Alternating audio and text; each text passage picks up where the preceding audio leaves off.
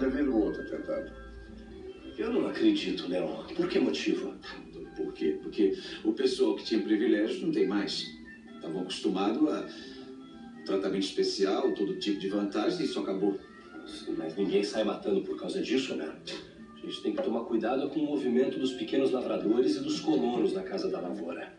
Isso sim vai incomodar esses fazendeiros. Eles querem ter todo o controle sobre os trabalhadores do campo. Atentado político. Os mandantes são sempre homens de muito poder com livre trânsito no governo, na Assembleia Legislativa e até no Palácio da Justiça. E esse é o perigo. Investigações não levam a nada, são abafadas.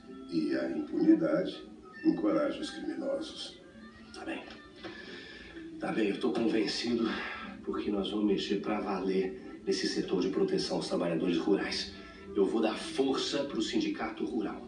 Eu aceito a proteção do Leão. Hoje, Leão. Providencia logo a papelada para a contratação dele e envia para a Câmara. Antônio! O Atílio entrou no gabinete. Agora? Faz uns 5 minutos. Avisa o Leão, por favor. O doutor Leão, o delegado?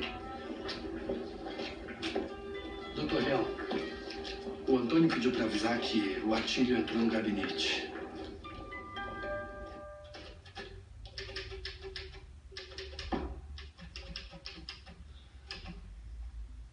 Como vai, Antônio? Muito bem. Vamos sentar. Podemos ter uma conversa em particular?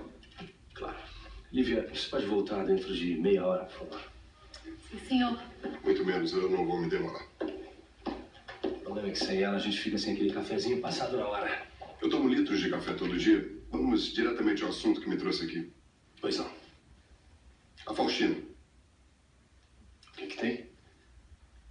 Ela foi embora da cidade, como você já deve saber. Foi embora não. Fugiu. Era uma vigarista.